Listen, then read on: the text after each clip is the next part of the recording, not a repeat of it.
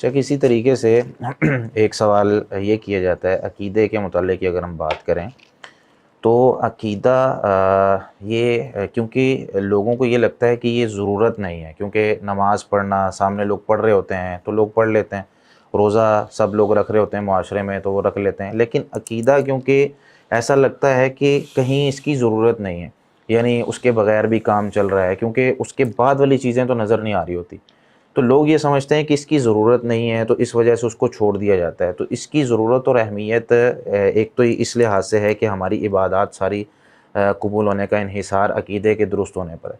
کیا اگر عقیدہ کوئی شخص یا یوں سوال کو سمجھ لیا جائے کہ عقیدہ کس قدر سیکھنا ضروری ہے، یا اس کی پختگی جس طرح آپ نے بات کی، پختگی کس طریقے سے آ سکتی ہے؟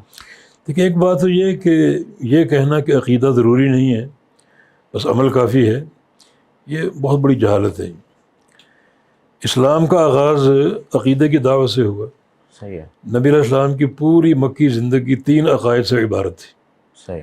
ایک عقیدہ توحید، قولوا لا الہ الا اللہ، دوسرا عقیدہ رسالت، صحیح۔ مجھے رسول مانو، انی رسول اللہ الیکم، اور تیسرا عقیدہ آخرت۔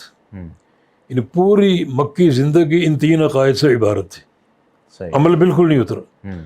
نماز مکی دور کے آخر میں نازل ہوئی ہے، اور باقی جو اعمال ہیں، جہاد ہے، زکوٰۃ ہے، روزے ہیں، یہ مدینہ منورہ میں جا کر اترے اور فرض ہوئے۔ صحیح۔ تو جو آغاز اسلام ہے، بلکہ ہر نبی کی جو دعوت کا آغاز ہے وہ عقیدے سے، صحیح۔ قولوا لا الہ الا اللہ سے۔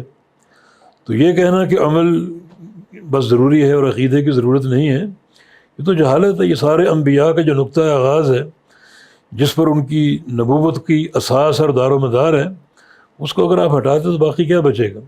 صحیح۔ تو نبی علیہ السلام کی پوری مکی زندگی 3 عقائد کی دعوت سے عبارت تھی۔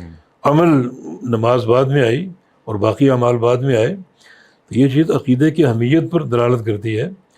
اچھا، جو صحابہ مکی زندگی میں فوت ہوئے، انہوں نے تو کوئی نماز نہیں پڑھی، کوئی روزہ نہیں رکھا، بالکل، کوئی حج نہیں کیا، کوئی عمرہ نہیں کیا، صرف ایک ان کا عقیدہ تھا لا الہ الا اللہ، اس پر وہ سختی سے قائم تھے، پوری قوت اور صلابت کے ساتھ وہ قائم تھے، اور وہی ان کی بخشش کا باعث تھا۔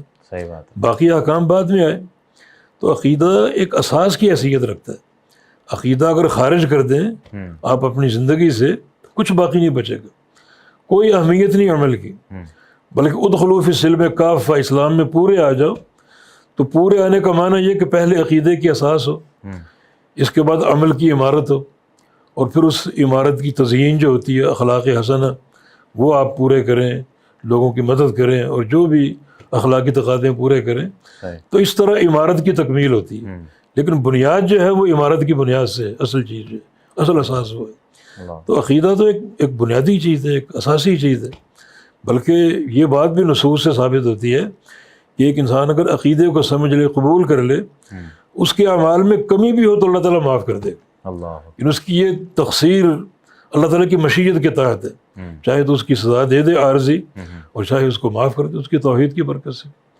تو عقیدہ تو ایک بابرکت چیز، ایک ایسی چیز جس میں جتنی قوت آپ پیدا کریں گے اتنا اللہ تعالیٰ راضی ہوگا اور اس کا اجر آپ کو عطا فرمائے گا۔ اللہ پر یعنی خلاصتاً یہ کہا جا سکتا ہے کہ سب سے پہلے عقیدہ ہے، پھر اعمال ہیں، اور پھر اخلاقیات۔ جی جی بالکل صحیح۔ اور دعوت دیتے ہوئے بھی ہمیں یہی اسلوب اختیار کرنا چاہیے کہ سب سے پہلے عقیدہ درست ہو اور اس کے بعد پھر اعمال پہ، یعنی یوں نہ ہو کہ کوئی شخص دعوت دیتے ہوئے سب سے پہلے تہجد کی دعوت دینا شروع کر دے اور پھر جو ہے وہ نمازوں کی اور عقیدہ بننے کا درست نہ ہو۔ یہ ترتیب غلط ہے۔ پہلے عقیدے کی دعوت، العقیدہ تو اولاً، پہلے عقیدے کی دعوت، باقی اعمال بعد میں۔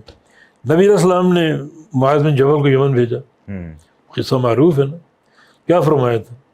اول ما تدعوہم الیہ شہادۃ ان لا الہ الا اللہ، کہ سب سے پہلے ان کو لا الہ الا اللہ کی دعوت دینا، کہ اس کی گواہی دو۔